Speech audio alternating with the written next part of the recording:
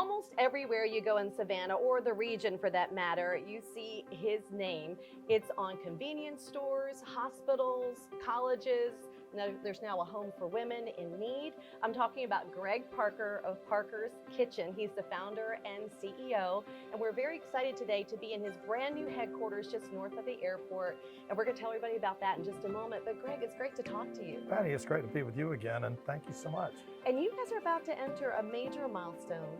You I'm personally, yes, because yeah, 2025 will be your 50th year as founder and CEO of Parker's. That's right. That's amazing. I know, it's amazing for me to think 50 years have gone by. It's like the blink of an eye. It's crazy how fast it goes. Well, the first store was in 1976 in Midway, Georgia. Yeah, but Off I started 76, it. yeah. I started it exactly. Yeah.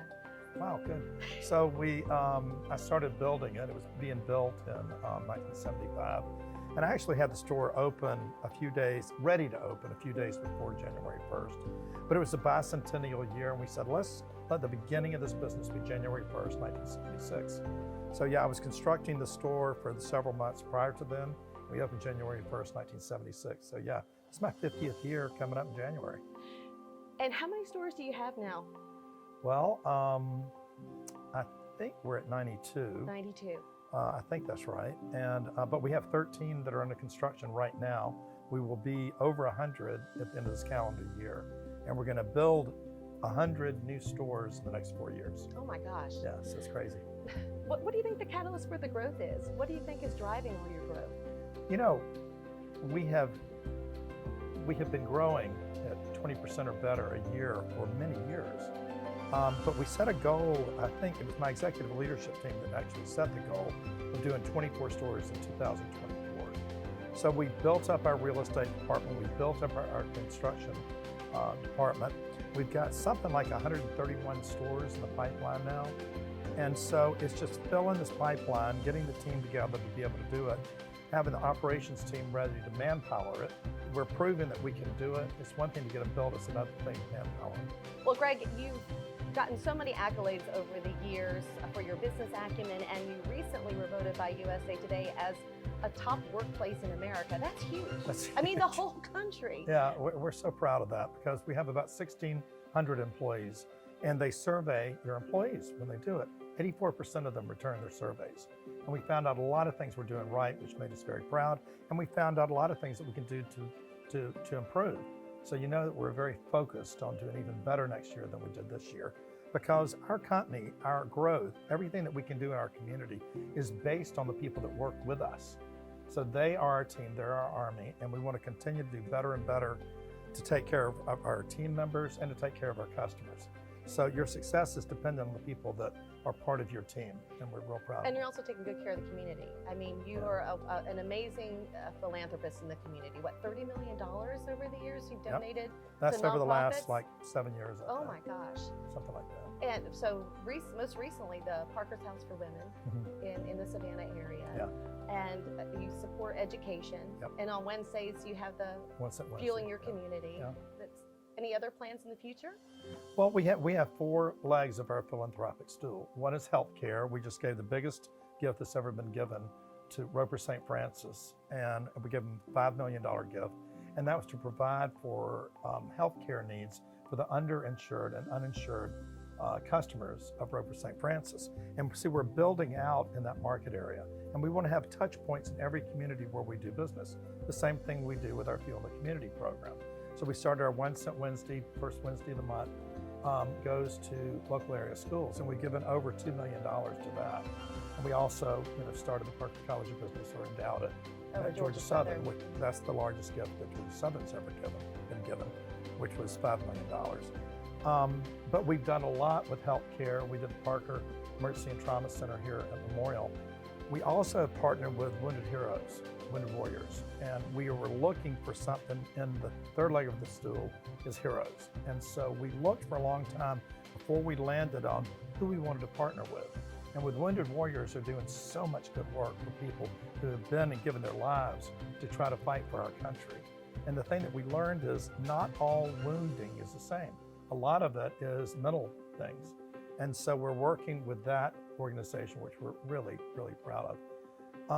So we've got healthcare, education, we've got heroes, and the fourth leg of our stool is hunger. And so we have, last year, we set a goal of feeding 2 million meals to hungry children.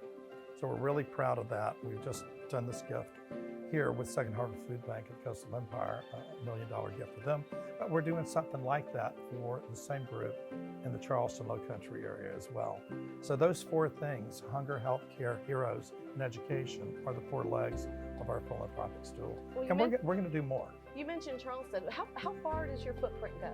So we're building up to, we're going to Myrtle Beach now. We've got 17 sites we're going to be building in Myrtle Beach. We've got a bunch of sites that we're going to continue to build out in the greater Charleston area. We're going to Columbia, South Carolina, down to Orangeburg. We are already in Aiken, South Carolina. Then we've got stores in North Augusta and Augusta, and then we sweep on down to Jacksonville. So we have, I think, 131 stores in the pipeline right now, and we hope to open 100 in the next 4 years. So we're sort of growing in the path of growth from Myrtle Beach to Augusta down to Jacksonville. That's kind of our arc.